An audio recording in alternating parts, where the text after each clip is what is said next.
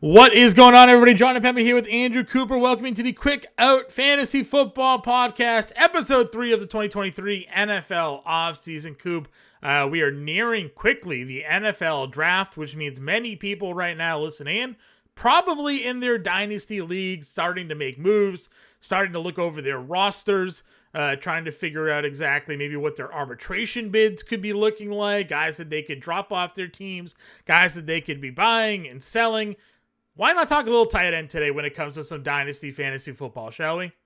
Yes, let's do that. I mean, here's the thing. The rookie draft and all that, that's like the project you have to build a deck behind your house. You're waiting for it to get nice out, right? You want to make big moves. But before you do that, you really got to do some spring cleaning. And people don't like to think about Dynasty because it's a lot of work to go in and kind of look at the whole landscape and figure things out before you move into the next part. That's what we're going to do with these next 4 episodes. Tight end, running back, wide receiver, quarterback. Look at the landscape and tell you, hey, if you're competing now, these are the guys you want. If you're rebuilding, these are the guys you want. And these are the guys you want to sell.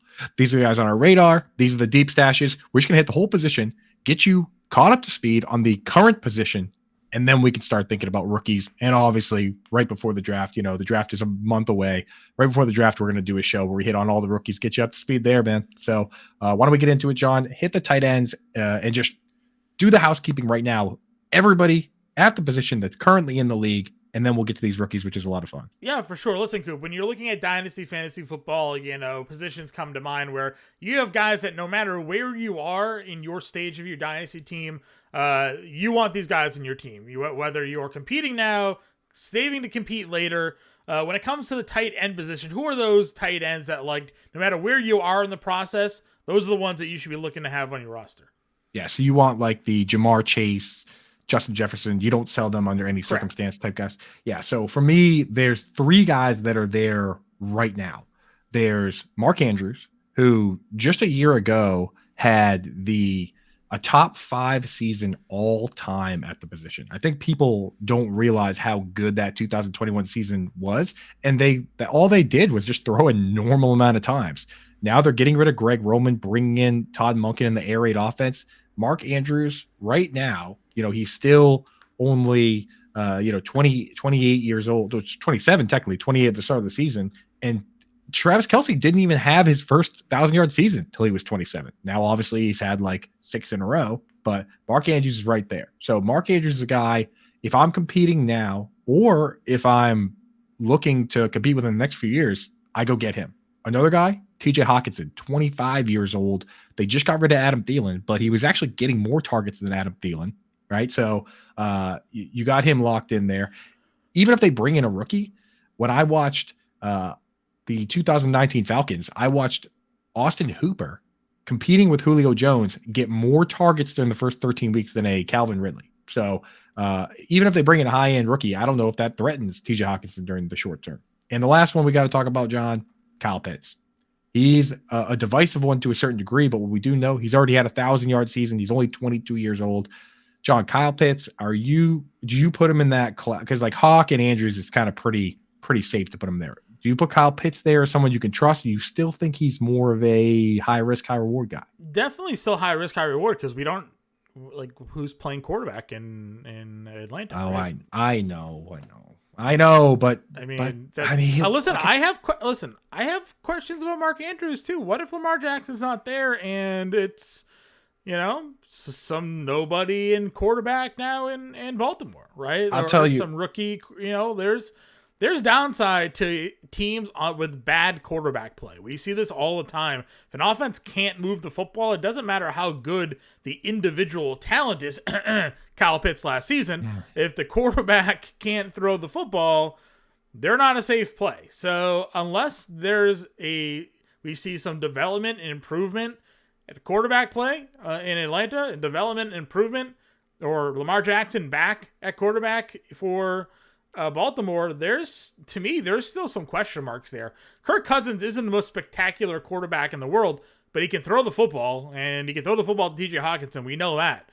Kyle Pitts last year, that offense was not conducive to him, and the quarterback play was nowhere near enough to make him fantasy relevant. But no, that to me, that was Arthur Smith's fault. 100%. Like Arthur Smith still exists. The Bears, yeah, like, but he can't exist in that fashion ever again. Like if the Bears threw at a historically insanely low level, which disguised the fact that the Falcons were also throwing at a ridiculously low level.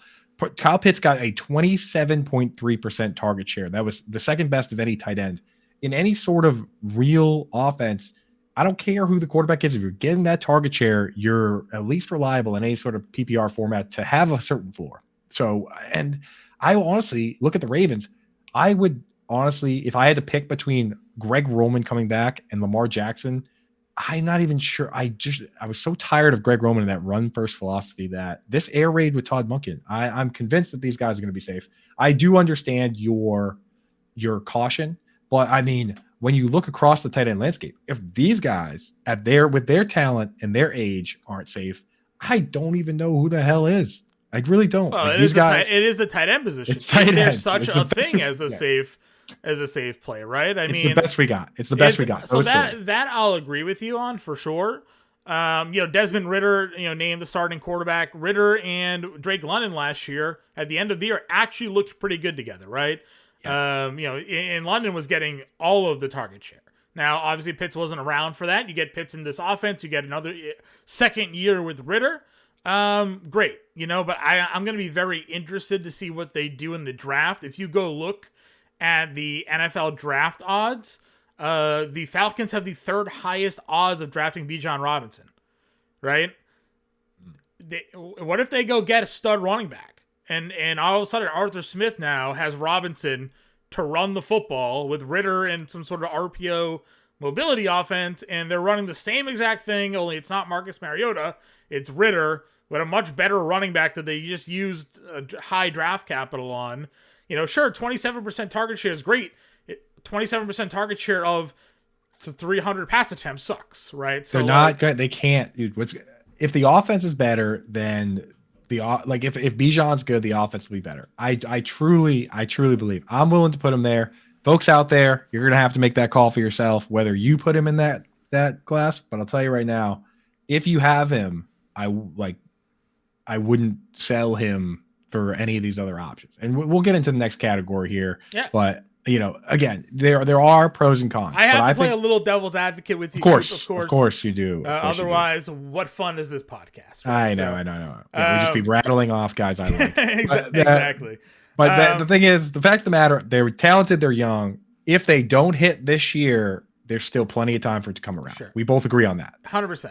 All right. We're in a position to win now, Coop. Travis Kelce obviously wasn't in the list of the guys you just mentioned now. I have to assume Travis Kelce is in this list here if we're looking to win now. Is Travis Kelce even available if you're in a Dynasty league? Like, are you able to get him away from a team owner? Do we even have to talk about Travis Kelce? Like, honestly, not much. He's so good. He's so good. He's 30. I don't care that he's 33, but that's the only reason he's win now instead of the other categories. That there's basically, I went back to look at it. There's only two other guys that had a 1,000-yard season over the age of 32, or even honestly over 31. It was Tony Gonzalez, who is ageless. He still looks like he can play right now. Yeah. And then the other guy is trivia that I wouldn't even throw at you, John. I wouldn't even make you do this trivia because nobody knows it. I even had to write it down. The guy named Pete. What's the question? Who's the other tight end that over the age of 31 had a 1,000-yard season?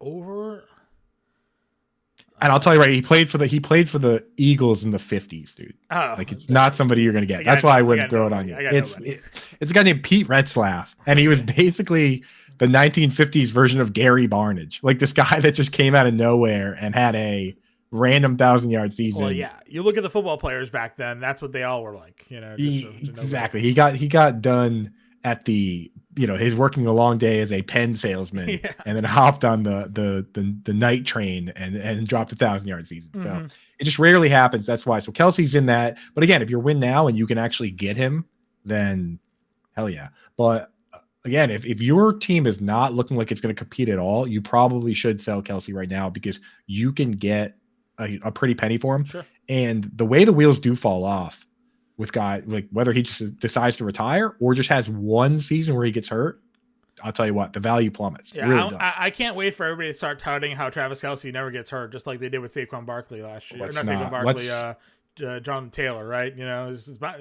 we're not fortune tellers here, so never say never with these guys. right. We just don't want. Yeah, it's you don't even like to talk about it. I don't. I like, but like again, like it's the reality of this world.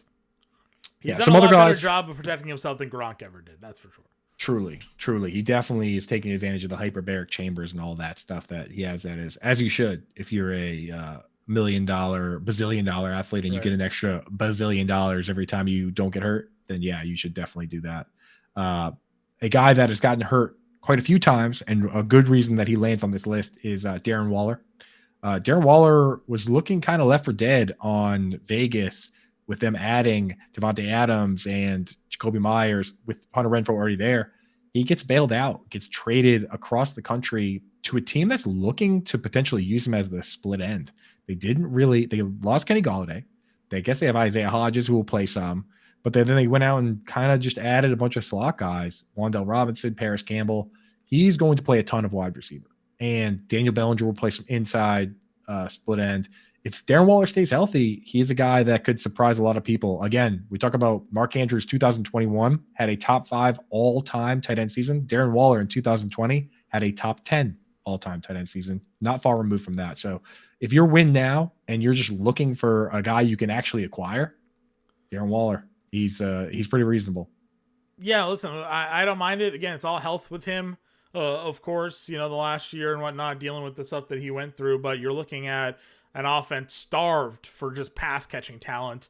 You know, and if everybody is drafting Daniel Jones where he's been going in drafts right now, you know, for him to really pay off that upside without running for another like 1,000 yards and have those rushing touchdowns, he's gonna have to throw the ball better. And Waller could be going into this year looking like the number 1 for most of the season, unless they make a big trade or they make a big splash in the draft. Could easily happen because we've seen teams make these big trades at draft day, and the more those teams succeed, if the Eagles trade for AJ Brown and go to the Super Bowl, and and Miami trades for Tyreek Hill and has the turnaround they've had, the more that it's a copycat league. So the more that happens, the more we're going to see. Yeah, we started twice last year. Hollywood Brown, though, it didn't work out for the Cardinals. He got traded on draft day as well. So which leads me to my last guy here on this list, which win now is a two-sided coin. If you're winning now, you want to maybe grab these guys and utilize them or stash them. If you're not competing, you want to trade these guys away. So Waller, even Kelce, Zach Ertz, he's coming off ACL surgery. He might miss the start of the season, but if they do trade DeAndre Hopkins, they're going to be looking kind of like a ghost ship over there. They're doing a bridge year, and it could be like Ertz and Hollywood Brown, and then just guys like Rondale Moore and Greg Dortch. Like he, at 32 years old, he's probably free to acquire, and you could just kind of throw him on the bench. On the flip side, if you have him in a league and you're not really competing, you hold on to him, and the moment he comes back, you trade him, right? Yep, 100%. I mean, the Hopkins is the shoe to drop, right? Like need it. He's got to get moved. There's been too much chatter surrounding him for him not to find himself on a different roster come draft day. Sure. Coop, if we're looking at safe tight ends here, I see guys that haven't been yet mentioned. Dallas Goedert, George Kittle. Other top tight ends are going to be going early in drafts. I have to imagine those guys are in your safe list. Yeah, so the safe list for me is guys that, because like the true difference makers, the movers and the shakers of this world, they lead their team in targets. When we talk about these seasons, Kelce, all the crazy seasons he's had, Mark Andrews, Darren Waller, they all led their team in targets. So these guys on this list are guys that you put in your lineup and you feel comfortable about it, but they're probably not going to lead the team in targets. So we're talking because they have wide receiver competition. Now, this group, I would say they're pretty locked in back end tight end ones. And if a wide receiver gets hurt on the team, they immediately have top 5 upside. So we're talking Dallas Goedert with AJ Brown and Devonta Smith. And honestly, the rule of thumb is that you don't get 2 top 24 wide receivers and a top 5 tight end. We haven't seen it since 2013. Peyton Manning threw 55 touchdown passes. But if a team could do it, it would be a team like the Eagles with how highly consolidated those targets are, right? Yep. George Kittle may be another one. Again, George Kittle's a little more scary than Goddard. Similar situation, but he's got CMC. He might have Trey Lance. You're going Goddard over Kittle, right, John? Right now? Yeah, just the better quarterback. You're gonna go Goddard there. Yeah, I think so. And but the good thing about Kittle is that with his speed, like he leads all guys in like 40+ yard plays. It's not even close over the last like 5 years. So he can do more with fewer targets, which keeps him in that conversation. Other guys that are in that group now, David Njoku, right? We don't know if Elijah Moore is going to get more targets than him or not, but it's a question. But Njoku, athletic, very athletic guy. I know Howard Bender's been on he never jumped off the wagon. Right. So Howard, props to Howard, because a lot of people did jump off. You know me, whenever the situation changes, I go back and forth. But Howard stayed on. He believed in the talent, and he was right. Njoku looks good. So you feel okay having him. And then last guy, Evan Engram, our boy, came through. But the Calvin Ridley edition is what makes Evan Engram on the Jags no longer Evan Engram on the Jags, if that makes sense. Right. Yeah, no, 100%. I mean, it's just it's an elite pass catcher is now joining an offense. Claims he's healthy, claims he's ready to go, pushes everybody else down a little bit of a peg. Christian Kirk and I'm blanking on our other favorite wide receiver there in Jacksonville. Zay Jones. Yeah, Zay Jones, right? Like where is Engram supposed to fit in that crew, Yeah, so I think what's going to happen now with Marvin. So what they did last year was Zay Jones was the outside wide receiver playing like 97% of the snaps. That's why you and I liked him, right? Mm-hmm. Outside of the games where he just got vaporized by Sauce Gardner and Jeff Okudah and those guys, he was pretty good in the other game. Like we were just watching the matchups, being like, get him in the lineups or set him on fire, right? Because he was doing like one catch against Sauce. But so like he was a full-time guy. Kirk would be on the outside, and then they would bring in Marvin Jones on the outside, and Kirk would move into the slot. And Engram is kind of always on the field, so it doesn't affect him much. But the problem this year is that now Ridley takes that full-time Zay Jones role. Kirk is his normal role, and now Zay Jones in the Marvin Jones role. That doesn't change the snaps, but it certainly does redistribute those targets. And Evan Engram, he could still be a top guy at the end of the season, but I'm worried he might be inconsistent. Last year, he was actually, I hate to admit it, as much as we victory lapped, he was fairly inconsistent from week to week. So that's why these guys are guys that I like to put them in my starting lineup. But if they are my starter, the way I'm building out the rest of my dynasty team is I'm saying, hey, I got these safe guys. Why not fill my bench with some like upside stashes and see if I can catch lightning in a bottle? Right. Get this year's Waller or this year's Logan Thomas or whatever. Let's move on to that. If you're talking about some guys that maybe have some high risk, high reward to them, there was maybe no more favorite play of mine towards the end of last season than Chig Okonkwo. We saw like those limited sample sizes there in the middle of the year. The two catches, one of them for 40 yards against Kansas City. He's having all these big plays, and then at the end of the year, they kind of just turned it over to him to be a starter over Hooper and getting the majority of the work there in Tennessee. And he had some really good fantasy games here. Absolutely abysmal offense there for a little bit, but what are your thoughts now on Okonkwo here? It's literally the perfect example for this discussion, right? Because you can't necessarily trust him. He only played a 35% snap share. We can believe, they tell us all these things. He's the guy and he's going to get a bigger role, but they tell us a lot of things, don't they, John? Yeah, coach speak is the devil. Yes. So from what I saw, I believe it. He checks like every box in terms of athleticism, yards per route, run, average depth of target, like target share when he's in the game, like just all good things. Reminds me a lot of a Mark Andrews that had a good season playing like 35% of the snaps, and then they got rid of Hayden Hurst, and he was the dude. He has kind of draft capital on the side too. I mean, a 4th round pick for a tight end really isn't that bad, right? Not bad at all. Not bad. I mean, he ran a 4.52, which is the same 40 time that George Kittle ran, and George Kittle was a 5th round pick. Right. So it's not the end of the world there. So like that's exactly what I'm trying to do. If I'm sitting there and I'm competing now, I'm one of the best teams in my league, and my starter's George Kittle, and I'm a little worried, I go out and I maybe overpay a little bit to get some upside. So guys I'm looking at are anyone that could find their way into being a top 2 target on the team. So we already talked about Darren Waller.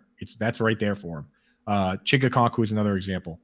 As much as we don't really even love the talent, Dalton Schultz, what's to stop him from being a top 2 target on that Texans team right now. I like Dalton Schultz. You and I go back and forth on him all the time, but he's been so reliable with Dallas. Him and Dak had that chemistry. Obviously, a big step down in offense for Dalton Schultz here, but to your point, that could just lead to more targets there.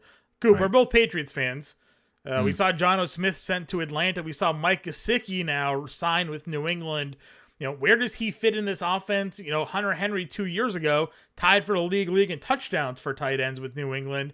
Does he compete now with Henry for targets? Is Henry moving into more of an inline guy? Where are we with Mike Gesicki here?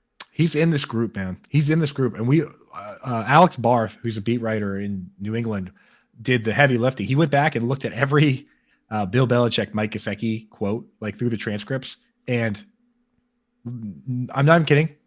8 or 9 times, Bill Belichick said he's more of a big wide receiver. That's how he would start. Every time he brought up Gesicki, he would say, well, he's more of a big wide receiver, right? So that's how he would start every sentence. And he was. I mean, with Chan Gailey, he played 90% of his snaps at wide receiver. Yeah. So if they're gonna have Juju at flanker and Devontae Parker at the split end and Tyquan Thornton comes in to be like the field stretcher, why can't Mike Gesicki play a huge snap in the slot? And we have that nice quote from Gesicki. It was like National Tight End Day, and he's like, it's National big slot day. Yes. Yeah. They asked him, it said Happy National Tight End Day. And there's another quote from him when he was mic'd up. He went up to Dawson Knox and it was like, hey man, at least they're using you, right? So if he's gonna, Gesicki could have signed wherever he wanted. He picked the Patriots. You imagine he's gonna play. Right. I'll throw one more name out there just because of the void of targets. Right, is the Colts. You have Michael Pittman. He's the starting split end. We'll probably see Alec Pierce as the flanker. They let Paris Campbell leave, so there's a possibility Jelani Woods, very athletic player, really flashed last year. I mean, there's a chance that he pops in and plays a good amount of slot. So just a name to keep an eye on. Like if you have George Kittle, the only thing that's going to surpass him in your lineup is somebody that's super athletic and also is now a focal point, like a Chig Okonkwo. So you don't want to load up on guys like, some of the names we'll get into later that are just like, what's the upside, Yeah. And I don't mind, Jelani Woods is certainly going to be a little bit interesting, especially, the Colts expected to take a quarterback, obviously, in the draft. But, like, if Gardner Minshew starts for them for the first, like, half of the season or something like that, like, that's that's certainly not terrible there. Minshew had no problem finding Goddard, man. It was like 2 touchdowns every time Minshew started. Right, yeah. He loved the tight end. So yeah. I'm big on that one as well. If we're talking about guys that you can stash right now, Coop, Pat Freiermuth was somebody that I, again, liked a lot last year. Just felt like he provided a pretty safe floor level of production in that offense. Then he went down with an injury, came back. He wasn't seeing the full snap share. He eventually got the full snap share back. But with him, again, it's all about the progression of the quarterback play. Can Pickett take that step forward and be that guy that offense needs in Pittsburgh? Yeah, man, that's the problem. And I'm not necessarily willing to bank on it right now. Like with quarterback, it can take some time. And I would never be willing to say that Kenny Pickett isn't going to be good, but I'm also not willing to say that he's just going to take a massive step forward this year. So this kind of goes to the article I just wrote. It's on fantasyalarm.com. If you type in Andrew Cooper Fantasy Alarm or Andrew Cooper Sort System, this is my system. It's start, opportunity, roster, talent that I use in Dynasty, where sometimes you got to go and start somebody like Waller or Schultz just because they have the opportunity. And on the flip side, you want as many talented guys that you believe in, like Howard Bender with David Njoku, but you're just holding on to him, waiting for that time to come. That's Pat Freiermuth. We believe in the talent, and the problem is that the quarterback isn't set to go nuclear, and they have Deontay Johnson, and they have George Pickens. So you're kind of just waiting for that window to open where either the offense is really good, or maybe they just can't pay both those wide receivers, and now he's the guy. So Pat Freiermuth fits that. Greg Dulcich is another guy. I mean, converted wide receiver. We like him a lot. But, John, we just had some cold water poured on our trade rumors we were talking about last week with Sean Payton, right? Yeah, I mean, he claims he doesn't want to move any of his guys. So, which, if you're Sean Payton, like, why would you want to do that, right? Why would you, let me go to this new team and sign this long extension and then trade all of our talent away? Like, for me, John. Yeah, for me. Yeah, exactly. It doesn't seem like that would be in his best interest there, but who knows, right? Like we'll see. I mean, yeah, I mean he says that now, but draft day prices, maybe Cortland Sutton goes away, and then now we love Greg Dulcich. But while we like Sutton, we like Judy, kind of Tim Patrick's a pretty good player. It's a little crowded there right now.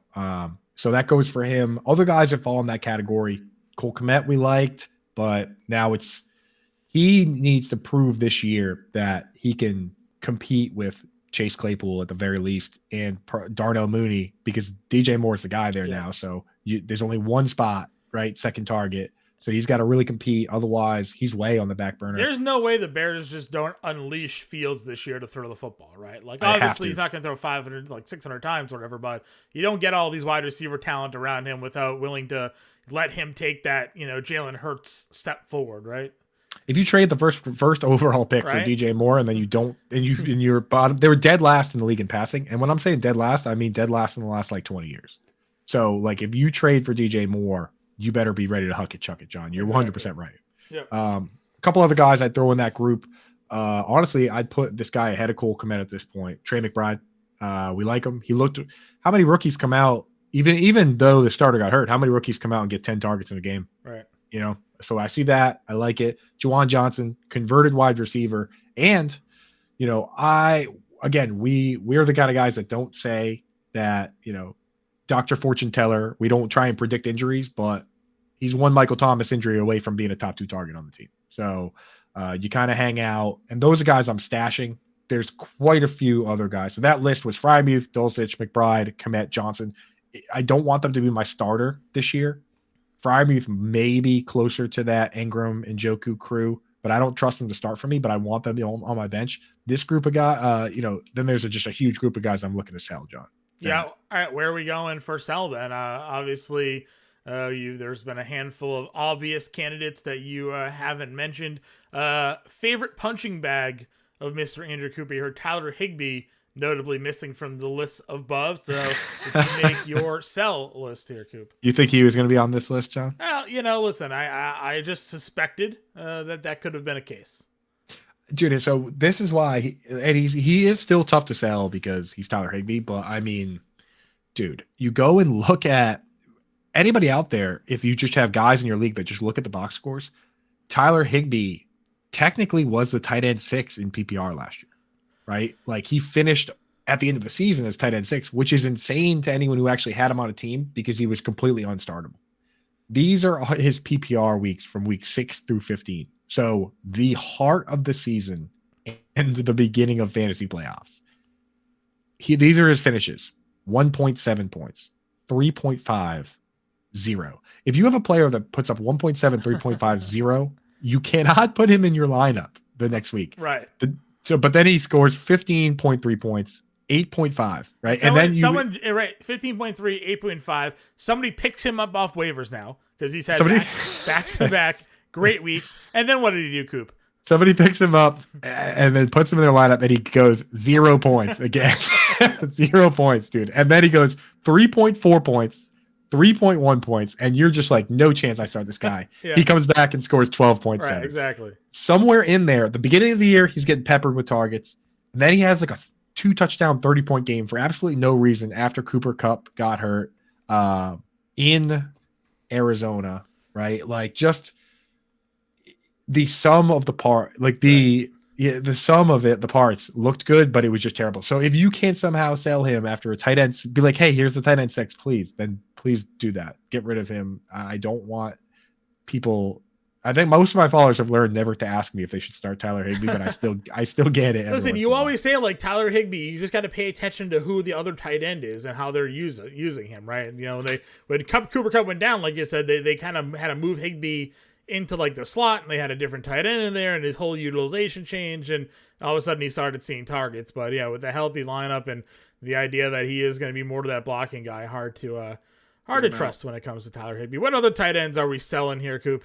Yeah, I'm selling anybody that's on a team where I look at it and they have 3 guys that I think get more targets than him, especially if they change teams. Like the prime candidate, Irv Smith Jr., right? Like Hayden Hurst was averaging fewer targets per game than not just the wide receivers, but Joe Mixon. Joe Mixon was averaging more targets per game than Hayden Hurst. I look at Jamar Chase, T. Higgins, Tyler Boyd, Joe Mixon. I just can't possibly get behind this Irv Smith situation. And it's only a 1-year deal. So people are like, oh, well, what happens if T. Higgins leaves next year? Well, what happens if Irv Smith leaves next year? Like, he's not locked into this team in any way. So it's a golden opportunity for you to sell him. Hayden Hurst signing with a new team. He's going to be with a rookie QB, other target competition, golden opportunity to sell. Tyler Conklin, the moment the Aaron Rodgers news is official, sell, right? So, like, I'm not interested. Gerald Everett was never really interested. He's only good when the wide receivers are hurt. Robert Tonyan, I doubt you can sell him, but I mean, he's going to be a backup. Like, we already said, we were concerned for Cole Kmet. I can't see a world where we like Tonyan. And then a big one right now that, might not, there are enough people that like this guy that you might be able to sell him as Jake Ferguson. I look at it and, he kind of flashed a little bit, but in the games that Dalton Schultz was out, he didn't even run the most routes at tight end. Right. In the 2 games he was out, Ferguson ran 29. Peyton Hendershot ran 37. Right. On the season, it was split 116 for Ferguson, 114 for Hendershot. And, they added Brandon Cooks. It's CeeDee Lamb, Brandon Cooks, Michael Gallup. I just don't see a world where Jake Ferguson is like the dude, unless Dak Prescott really proves to the world that he just likes whoever's playing tight end. Which I guess that's possible, John. Definitely possible. Listen, guys have comfort zones. They like the way the offensive play calling and the routes that the tight ends run in those offenses. There are reasons why more often than not the tight end's considered the big safety blanket. Ben Roethlisberger threw to Heath Miller for a decade. Just love throwing out to him. So. Those guys and the way their reads are and the progressions of their reads and whatnot. Andrew Luck was throwing touchdowns to who the hell cares, right? Yeah, I think Ebron had 13 touchdowns for that 1 year. Who's that big white guy? Colby Fleener. Yeah, Fleener, and then Dwayne Allen led the league in touchdowns or something that 1 year. Yeah. So you're right. That's within the range of outcomes, but that's a risk that I'm willing to take. Yep. And so I guess. We'll probably we'll wrap it up with some stashes, but like anybody I don't mention in this next stash section, you can consider them a sell as well. But I just didn't put them on the list because I'm trying to figure out who might have value. Sure. Like there's maybe there's a small contingency of Twitter that still likes Donald Parham, but I'm not going to tell you to sell him because nobody's buying. Yeah, I can't tell you. Any of these teams could also just go in the draft and draft one of those top tight ends too, and just kind of throw a loop into all of this as well. Yeah. And we'll talk rookie tight ends. Rookie tight ends don't typically, historically, produce out of the gate. There obviously are some use cases where that isn't true. Could be talk some stashes a little bit earlier, some of the more common folk names. What are some of the deeper stashes for those maybe out there still looking for some tight ends? Yeah, so we're just looking for usage and athleticism when you get to the deep guys. I'll give you 4 names, kind of popular names. John, you know some of the names. Like, who are some guys that you look and you're like, all right, athletic guy, just not in the right position right now? Listen, we saw last year Isaiah Likely pop a little bit during training camp. He was somebody that in the preseason had some games and people started drafting him in best ball. His ADP started rapidly increasing, and there was talks that they could use him as a wide receiver as well in this offense. When Andrews went down, we saw Likely come in and actually have a couple of good games. So that's obviously got to be the first one.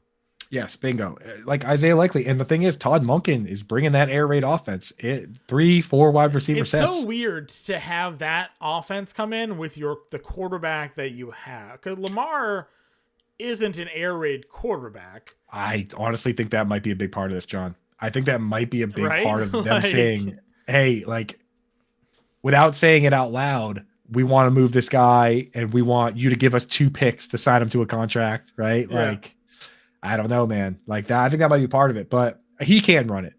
Lamar Jackson. Yeah, he's not incapable of throwing the ball downfield, but it feels like the best usage for Lamar Jackson isn't throwing the football 500 times.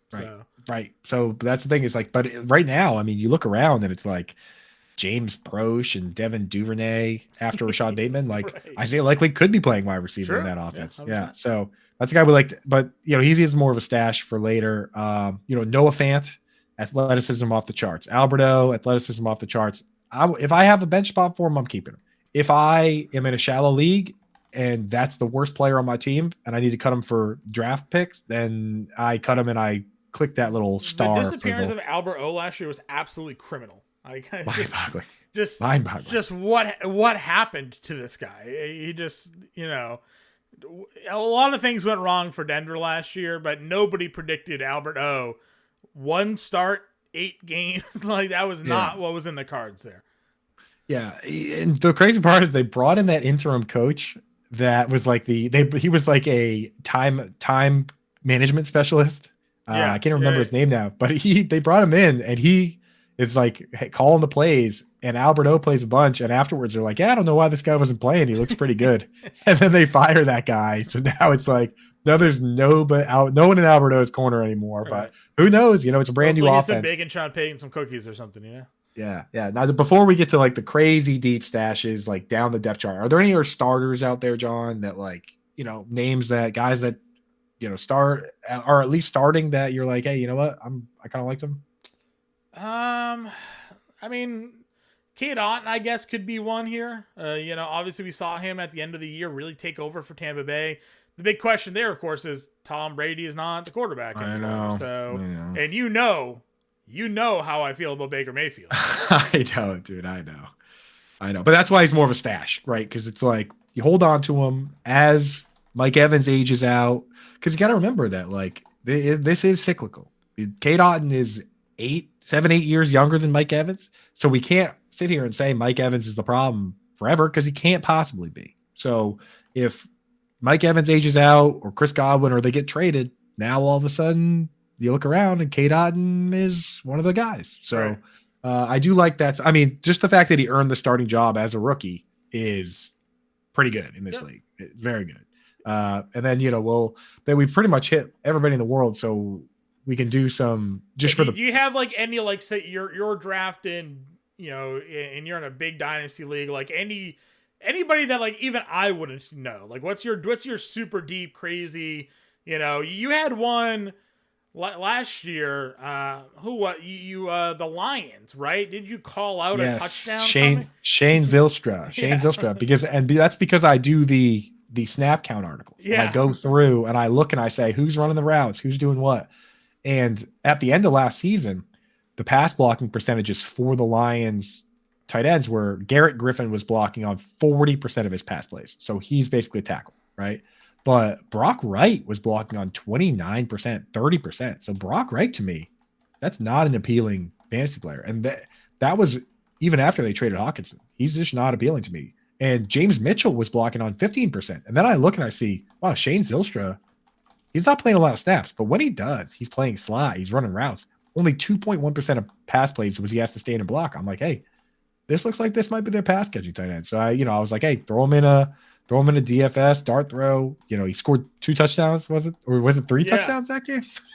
Yeah, I think it was at least 2. Wild. Yeah, it was a wild breakdown there for him. Yeah. But I just remember you like throwing him out there on Twitter, and once again just like Kupadamas, right? Come out there and knock it down. So if there's enough science there, you just kind of have to trust it and throw those out there. A lot of times it's nothing, but I mean, in this case, if everybody else is going to be standing to block and he's playing the slot, why not? Right? Why not with the right matchup?